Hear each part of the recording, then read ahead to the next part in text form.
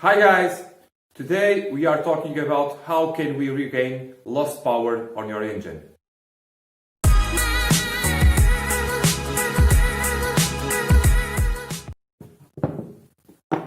Hello guys! So what do we have here? We have a airflow meter and we have a air pressure sensor and we have a GTV regulator for the turbo, for the variable geometry turbos. So how does these parts play together? This part here is the most known by you, but maybe by you. Its function is to measure the quantity of the air that the engine is consuming. Okay, the way it does that is by this sensor here inside, and it measures how much air it consumes. It passes through it, and it measures also its temperature. Then we have this sensor that measures the pressure that is generated by the turbo. It measures also the temperature on this section of the engine. These two air temperature sensors are crucial for engine management, so we know how much temperature it was on the intake, around, let's imagine, around 20 degrees, and after the air is pressurized, it's around 40, is 20 degrees difference. It also depends on the engine temperature and in your country and place. This is important for engine management. And then we have this regulator here. This regulator is used a lot, always on the geometry variable turbos, and it uses vacuum to do so. So how does these three parts play together? We cannot assume these three parts work together. These three parts, okay, they work with air, but this is intake air and this is pressurized air. If you have a problem with lack of power, you don't want to, first of all, you don't want to just change these parts and hope for the best. Because I'm here to explain you how can you diagnose a lack of power problem. So how can you diagnose this part here, for example? This part here can only be diagnosed with a diagnosis machine, in fact. In the cases of the 1.9 liter engines, it doesn't matter how much power they have, it matters the volume of the engine. We have on idle 300 milligrams per cycle of intake air, and in full power, even if the engine is not having any power, you have to have 1,200 milligrams per cycle of intake air. Okay, you diagnose your car and you have correct amount of intake air for this part here, and the car still does not have power.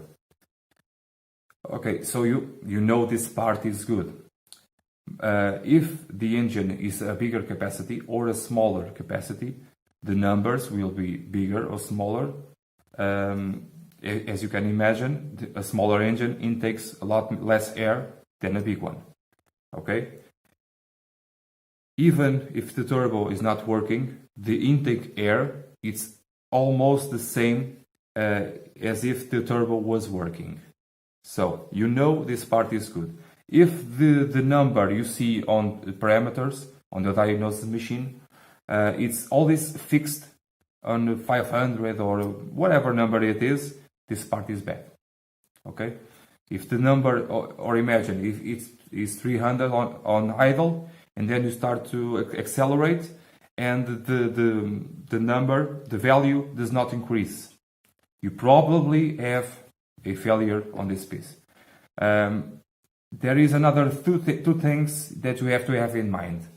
If you have a bypass through this meter, if the air does not pass all of it through this meter, you will not have as much air measured as if you have a closed loop, closed tubing.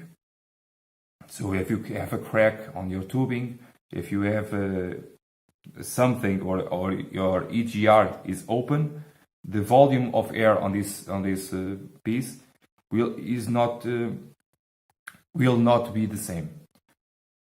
And also, if you have a plugged exhaust, you will not have also enough air passing through it, because if the air cannot escape, it also cannot go through the engine, through the intake. Okay, so this I think is set. In the Alfa 156, you have to have very careful when you change your air filter, because if you don't clean the bottom of the airbox, this sand and debris will be sucked by the engine and pass through your air meter and damage it. Okay, so air intake, one piece. Air pressure, two parts. For the cars that have TGVs or that have turbos, normal turbos with just wastegate, it may also have this part here. The Giulietta 105 horsepower have this part also, and they don't have a turbo with variable geometry. So how can we diagnose if our car with lack of power, which part is it? Is this one, this one, this one? Okay, this one I already told you how to diagnose it. It's fairly simple. And then you go with your first of all, without a diagnosis machine, you can diagnose this part here. It's very simple. There are three pipes here. This one is ATM, it's atmospheric. It's just a breather, okay? The breather can be in itself, or it can be a long pipe. And you have here the out and the vacuum. The vacuum receives always pressure, negative pressure from your vacuum pump. And this out here is the function this valve works with. These valves can work with turbos, with EGRs, with intake valves, whatever. So how you can be sure the problem is in this piece or this one, for example. So you don't have power on your car. If you don't have power on the low range until 3000 RPM, probably, the main issue is this valve or these hoses here that can fail. They crack and they fail. They let the vacuum, they don't hold the vacuum. Notice here this big crack, for example. Okay. How can you be sure the problem is these parts? So the engine management, it's very smart, and it sees by this sensor what it is the pressure that is being produced by the turbo. If by failure of this part here or the hose, the pressure will be too high or too low that it was needed, the unit will send a error or limp home mode. So on your diagnosis, you can, for example, read the parameters of pressure, and if you have too much pressure, the error will be accused on this sensor, and then you change this sensor, and the car is the same. Okay, then you change this part, and the problem persists. And at this point you say, oh my god, these cars suck. It's not quite like that, because you have to understand a few things. If the pressure is not regulated correctly by this part here, or if you have cracked hoses, the unit will see the lack of management of the pressure only by this sensor. And by default, it will create an error with this sensor, because it's this sensor that is telling the unit the problem is in the turbo pressure. Okay, so how do you know where the problem is?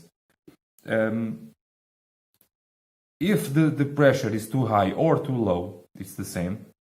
Normally the problem is not this sensor here. This sensor here is just the messenger. Okay, don't shoot the messenger. The problem most of the time is really on these hoses in this valve here. In the Alfa 156, if you hear a cow, okay, you heard me right. If you hear the mooing of a cow when you close the hood or you turn off your car, this valve here is bad. Okay, not just when you heard it, but mainly when you heard it, this valve here is not working correctly. It's starting to fail internally. In other cars, in the Alfa 159, I don't think you can heard it so much, but there are other brands that you heard it a lot. In the PSA cars, for example, you too heard this noise. Maybe not in the same tone, but you heard it.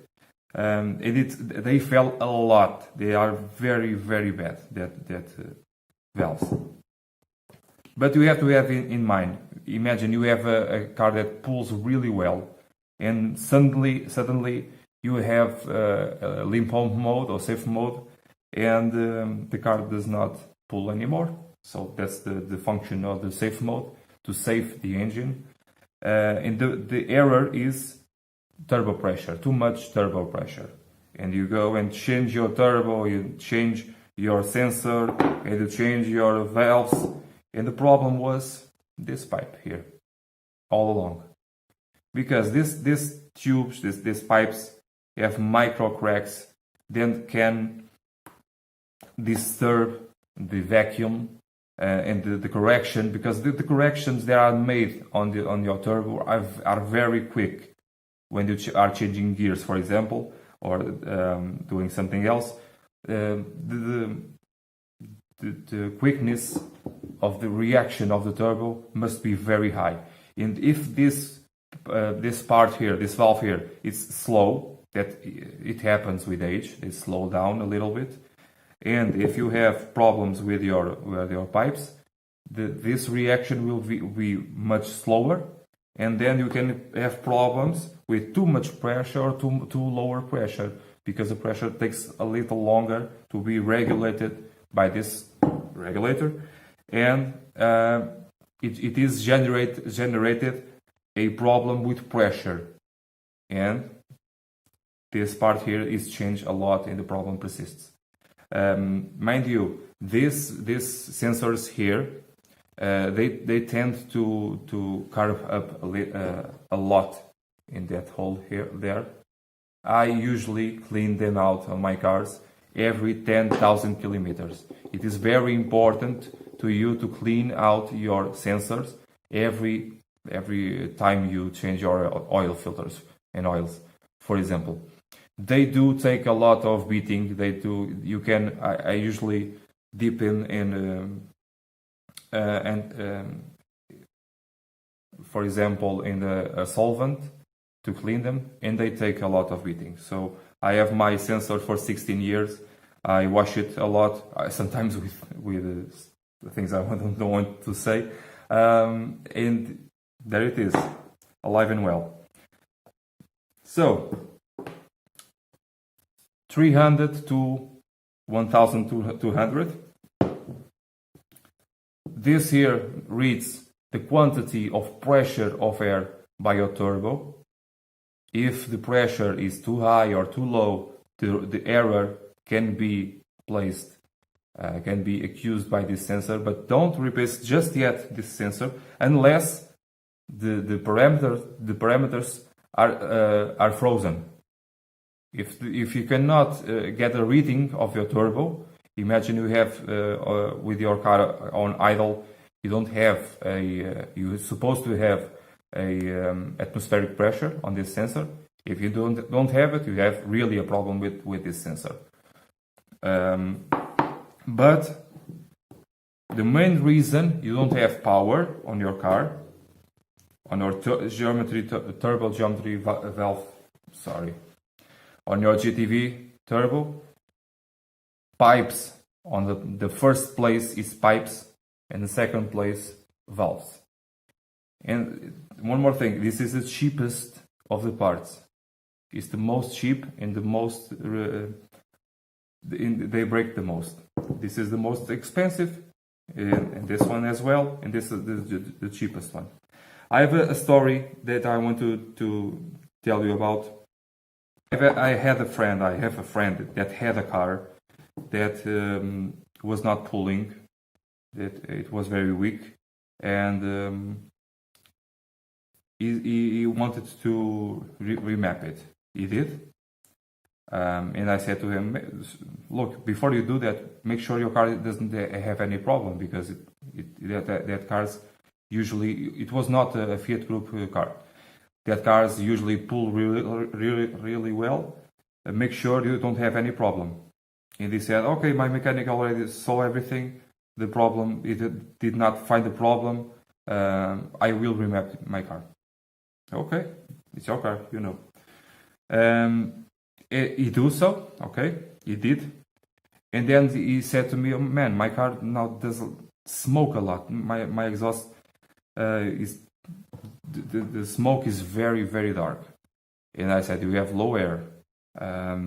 Maybe the guy that remap your car did not do a good job.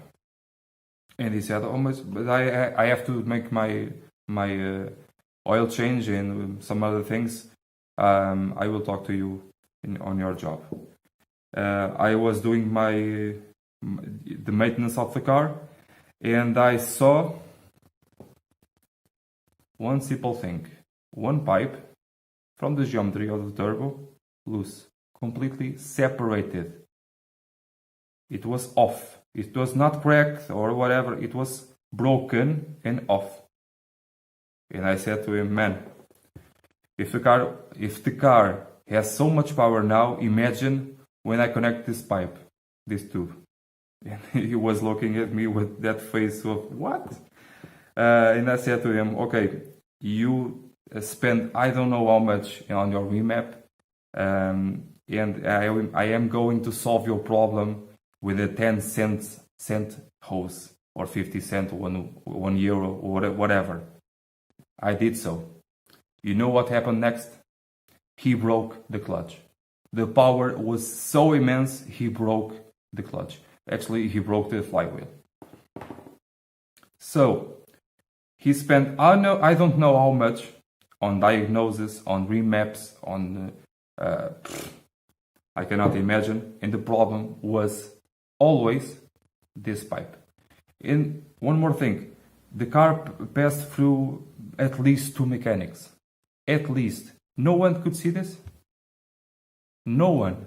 I really? Were they so... forget it. Okay. Another thing, remapped cars.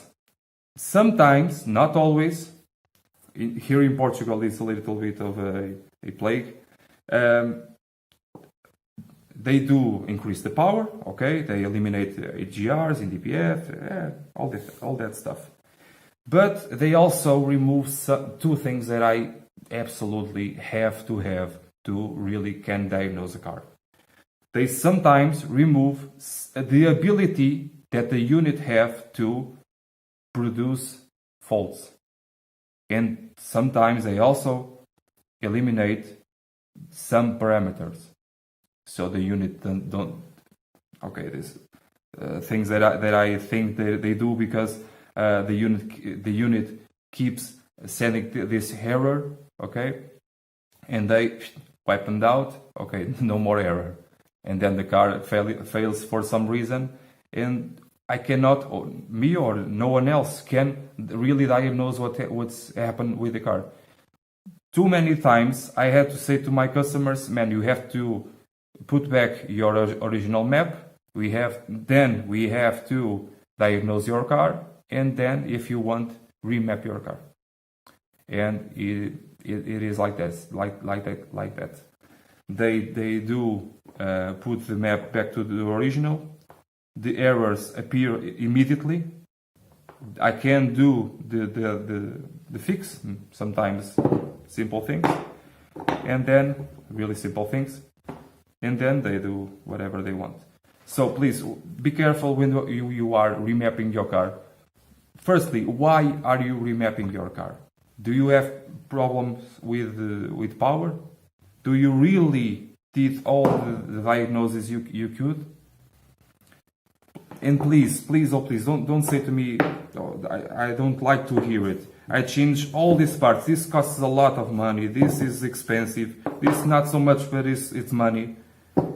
And I hear this car sucks. This car it's rubbish. And the problem was here, because no one had the sensibility to see. I don't want to say that they don't have the ability, because I think they do, but sometimes we need sensibility to see if the pipes are good, if the regulator is good. One very simple step: turn on your car. The turbo, the geometry must go immediately down for the most power position. If that little shaft does not go immediately to the most powerful position, you have a problem, definitely a problem with your hoses, with your regulator, maybe with your turbo. But with that, you can test it without taking it off. You can remove the pipe from the turbo, and with a pistol, or even with your mouth, suck it in the shaft must have free play. It's very simple, without machines. So why do I keep encountering these kinds of incidents? People spending thousands and thousands of euros, and the problem is not fixed. The cars are good. They are better and they are worse, but the cars are good. They are fairly with good construction, and these are Bosch parts. Bosch. The same as any other car. Okay?